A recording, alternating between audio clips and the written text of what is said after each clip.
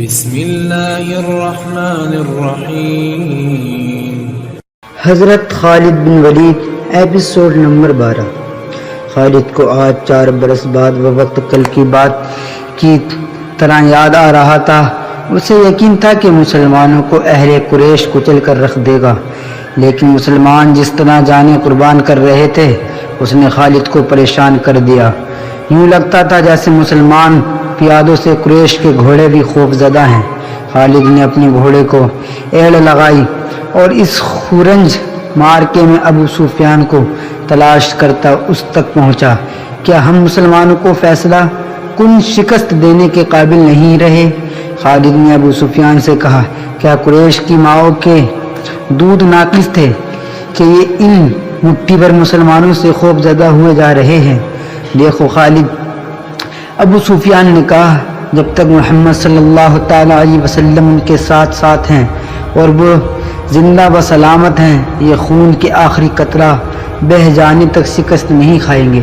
تو یہ فرض مجھے کیوں نہیں سونپ دیتے؟ خالد نے کہا، نہیں۔ ابو سفیان نے کہا، تم اپنے سواروں کے پاس جاؤ، تمہاری قیادت کے بغیر بکھر جائیں گے۔ محمد صلی اللہ تعالی علیہ وسلم اور ان کے ساتھیوں پر حملہ کرنے کے لیے میں پیادے بھیج رہا ہوں۔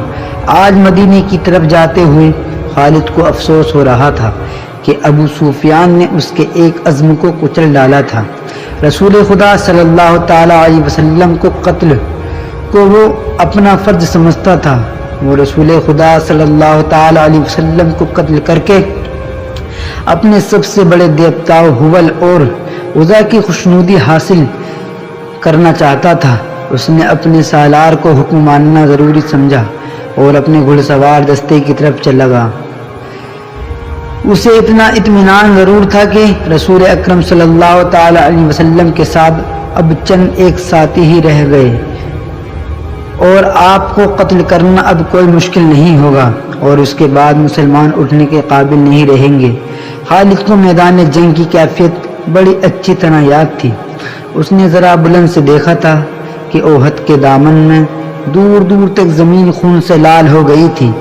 کہیں گھوڑے تڑپ رہے تھے اور کہیں خون میں نہائے ہوئے انسان کرا رہے تھے۔ زخمیوں کو اٹھانے کا ابھی کسی کو ہوش نہ تھا۔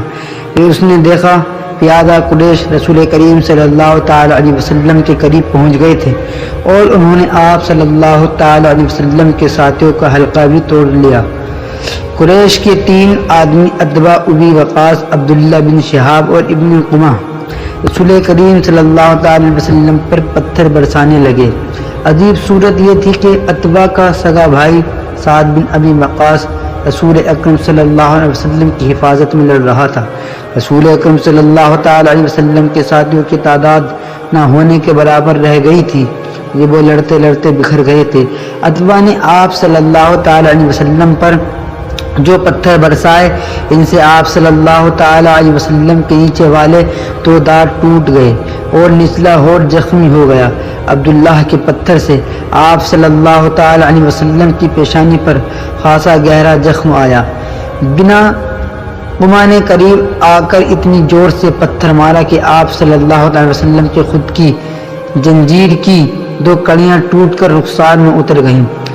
ان سے رخسار کی ہڈی بھی بری طرح مجروح ہوئی۔ آپ صلی اللہ تعالی وسلم نے برچھی سے دشمنوں پر وار کرنے کی بہت کوشش کی، لیکن دشمن قریب نہیں آتے تھے۔ آپ صلی اللہ تعالی علیہ وسلم خون اتنا نکل گیا تھا کہ آپ صلی اللہ تعالی وسلم گر پڑے۔ اس وقت آپ صلی اللہ تعالی وسلم کے ایک صحابی طلحہ رضی اللہ تعالی عنہ، جو قریش کے دوسرے آدمیوں کے ساتھ لڑ رہے تھے، دیکھ لیا اور دوڑتے ہوئے آپ صلی اللہ تعالی علیہ وسلم تک پہنچے۔ ان کی للکار پر ان کے دوسرے ساتھی بھی آ گئے۔ آپ صلی اللہ تعالی وسلم کے پتھروں سے گرانے والے قریش آپ صلی اللہ تعالی وسلم پر تلواروں سے حملہ کرنے ہی والے تھے کہ سعد بن ابی وقاص نے اپنے سگے بھائی اتباء پر حملہ کر دیا۔ اتباء اپنے بھائی کا غیظ و غضب دیکھ کر بھاگ اٹھا۔ طلحہ نے رسول خدا صلی اللہ تعالی علیہ وسلم کو سہارا دے کر اٹھایا تو آپ پوری طرح ہوش میں تھے۔ اس دوران آپ صلی اللہ تعالی علیہ وسلم کے ساتھیوں نے ان آدمیوں کو بھگا دیا تھا جنہوں نے رسول کریم صلی اللہ تعالی علیہ وسلم پر حملہ کیا تھا۔ مؤرخ لکھتے ہیں کہ سعد رضی اللہ تعالی عنہ بن ابی وقاص پر قابو پانا مشکل ہو رہا تھا۔ سعد کہتے ہیں میں اپنے بھائی کو قتل کر کے اس کے جسم کے ٹکڑے کر دینا چاہتا ہوں جس نے میری موجودگی میں میرے نبی صلی اللہ تعالی علیہ وسلم پر حملہ کیا ہے۔ وہ اکیلے ہی قریش کی طرف دوڑنے کی کوشش کرتے تھے، انہیں بڑی مشکل سے روکا گیا۔ اگر رسول خدا صلی اللہ تعالی علیہ وسلم نے روکنے کا حکم نہ دیتے تو وہ کبھی نہ رکتے۔ قریش غالباً بہت ہی تھک گئے، معرکے میں منہ موڑ گئے۔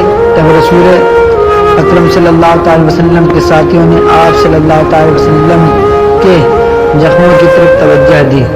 جو خواتین آپ صلی اللہ علیہ وسلم کے ساتھ تھیں انہوں نے آپ صلی اللہ علیہ وسلم کو پانی پلایا، کپڑوں سے زخم صاف کیے۔ اس وقت یہ دیکھا گیا کہ خود زنجیروں کی ٹوٹی ہوئی کڑیاں آپ صلی اللہ علیہ وسلم کے رخسار کی ہڈی میں اتر گئی تھیں۔ ایک صحابی ابو عبیدہ رضی اللہ تعالی عنہ جو عرب کے ایک مشہور جراح کے فرزند تھے آگے بڑھے اور آپ صلی اللہ علیہ وسلم کے رخساروں سے کڑیاں نکالنے لگے، لیکن ہاتھوں سے کڑیاں نہ نکلی۔ آخر ابو عبیدہ نے دانتوں کی مدد سے ایک کڑی نکال لی۔ جب دوسری کڑی نکالی تو کڑی تو نکل آئی، لیکن ابو عبیدہ رضی اللہ تعالی عنہ کے سامنے کے دو دانت ٹوٹ گئے۔ اس کے بعد لوگوں نے ابو عبیدہ رضی اللہ تعالی عنہ کو الاسرم کہنا شروع کر دیا، جس کا مطلب ہے وہ آدمی جس کے سامنے والے دانت نہ ہوں، پھر وہ اسی نام سے مشہور ہو گئے۔ ام ایمن جو رسول اکرم صلی اللہ تعالی علیہ وسلم کے بطن میں آپ صلی اللہ تعالی علیہ وسلم کی دایا رہ چکی تھی، آپ صلی اللہ تعالی علیہ وسلم پر جھکی ہوئی تھی۔ اس وقت تک آپ صلی اللہ تعالی علیہ وسلم کی طبیعت سنبھل چکی تھی۔ اچانک ایک تیر ام ایمن کی پیٹھ میں اتر گیا اور اس کے ساتھ ہی دور سے ایک کہا سنائی دیا۔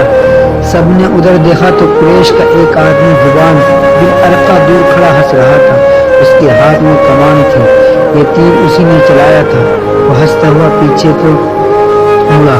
رسول خدا صلی اللہ تعالی علیہ وسلم نے ایک تیر سعد رضی اللہ تعالی عنہ بن وقاص کو دے کر کہا کہ یہ شخص یہاں سے تیر لے کر ہی واپس جائے۔ سعد نے جو تمام قبائل میں تیر اندازوں میں خصوصی شہرت رکھتے تھے، کمان میں تیر ڈال کر ہوان پر چلایا، تیر ہوان کی گردن میں اتر گیا۔ سعد رضی اللہ تعالی عنہ کے تمام ساتھیوں نے بڑی زور سے کہا لگایا، ہوان میں ڈگمگاتے ہوئے چند قدم اٹھائے اور وہ گر پڑا۔ آج خالد جب مدینے کی طرف بڑھتا جا رہا تھا اور احد کی پہاڑی افق سے اوپر ہی اوپر اٹھتی آ رہی تھی، اسے اپنے کچھ ساتھی یاد آنے لگے۔ عقیدوں کے اختلاف نے بھائی کو بھائی کا دشمن بنا دیا تھا، لیکن خالد کو یہ خیال بھی آیا کہ بعض لوگ اپنے عقیدے کے اس لیے سچے سمجھتے ہیں کہ وہ اس کے پیروکار ہوتے ہیں، اور حق اور باطل کے فرق کو سمجھنے کے لیے بڑی مضبوط شخصیت کی ضرورت ہوتی ہے۔ ایک سوال اسے پھر پریشان کرنے لگا، میں مدینے کیوں جا رہا ہوں؟ اپنا عقیدہ مدینے والوں پر تھوپنے کے لیے یا ان کے عقیدہ اپنے اوپر مسلط کرنے کے لیے؟ جیسے ابو سفیان کی آواز سنائی دی، یہ ایک ہی روز پرانی تھی۔ کیا یہ سچ ہے کہ تم مدینے جا رہے ہو؟ کیا تمہاری رگوں میں ولید کا خون سفید ہو گیا ہے؟ صحرا میں جاتے ہوئے ان آوازوں نے کچھ دور تک اس کا تعاقب کیا، پھر وہ اپنے ان دوستوں کی یاد میں کھو گیا جن کے خلاف وہ لڑا اور جن کا خون اس کے سامنے بہہ گیا تھا۔ ان میں ایک مسعد بن عمیرہ رضی اللہ تعالی عنہ بھی تھے۔ قریش جو معرکے سے منہ موڑ گئے تھے تو وہ دور ہی پہنچے تھے کہ خالد نے اپنے گھوڑے کو ایڑ لگائی اور ابو سفیان کو جا پکڑا۔ اس نے ابو سفیان سے پوچھا کہ تم لوگ جنگ کے ادھورا چھوڑ کر کہاں جا رہے ہو؟ مسلمانوں کے دم خم ختم ہو چکا ہے۔ ابو سفیان بھی یہی چاہتا تھا کہ یہ معرکہ فیصلہ کن نتیجے پر پہنچے۔ قریش کے چند سوار وہیں سے پلٹ آئے۔ خالد دیکھ چکا تھا کہ رسول اکرم صلی اللہ تعالی علیہ وسلم کہاں ہیں۔ یہاں پھر ابو سفیان نے خالد کو کسی اور طرف بھیج دیا اور کچھ آدمیوں کو نبی کریم پر حملے کا حکم دیا۔ اب رسول کریم کے ساتھ کچھ اور مسلمان آن ملے تھے۔ اب پھر ابن قمہ لڑتے ہوئے مسلمانوں کا حلقہ توڑ کر رسول اکرم صلی اللہ تعالی وسلم تک پہنچنے کی کوشش کرنے لگا۔ اس وقت رسول اکرم صلی اللہ تعالی علیہ وسلم کے پاس مسعد بن عمیرہ کھڑے تھے اور ام عمارہ رضی اللہ تعالی عنہ اپنے قریب پڑے ہوئے 2-3 زخمیوں کو پانی پلا رہی تھیں۔ انہوں نے جب قریش کو ایک بار پھر حملے کے لیے آتے دیکھا تو زخمیوں سے ہٹ کر انہوں نے ایک زخمی کی تلوار اٹھا لی اور قریش کے مقابلے میں ڈٹ گئیں۔ قریش کے سب سے پہلا سوار جو ان کے قریب آیا اس تک وہ نہیں پہنچ سکتی تھی، اس لیے انہوں نے تلوار سے اس کے گھوڑے پر ایسا وار کیا کہ گھوڑا گر پڑا۔ سوار گھوڑے کی دوسری طرف گرا۔ عمارہ رضی اللہ تعالیٰ عنہ نے گھوڑے کے اوپر سے کود کر قریش کے اس آدمی پر وار کیا اور اسے زخمی کر دیا۔ وہ اٹھا اور بھاگ گیا۔ مصعب بن عمیرہ رضی اللہ تعالیٰ عنہ کی قد بہت اور شکل و صورت میں رسول کریم صلی اللہ علیہ وسلم کے ساتھ نمایاں مشابہت تھی۔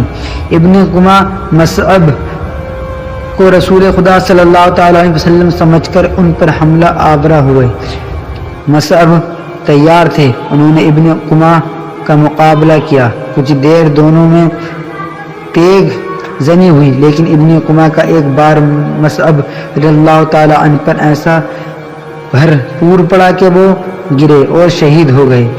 عمارہ نے منصب کو گرتے دیکھا، تیز بغضب سے ابن قمہ پر تلوار کا وار کیا، لیکن ابن قمہ نے زرہ پہن رکھی تھی اور وار کرنے والی ایک عورت تھی، اس لیے ابن قمہ کو کوئی زخم نہ آیا۔ ابن قمہ نے عمارہ کے کندھوں پر بھرپور وار کیا، جس سے وہ شہید زخمی ہو کر گر پڑی۔ اس وقت رسول کریم جو قریب ہی تھے ابن قمہ کی طرف بڑھے، لیکن ابن قمہ نے پیترا بدل کر آپ صلی اللہ علیہ وسلم پر ایسا وار کیا جو آپ کو خود پر پڑا۔ تلوار خود سے پھسل کر آپ صلی اللہ علیہ وسلم کے کندھے پر لگی۔ آپ صلی اللہ علیہ وسلم کے بالکل پیچھے ایک گڑھا تھا۔ آپ صلی اللہ علیہ وسلم زخم کھا کر پیچھے ہٹے اور گڑھے میں گر پڑے۔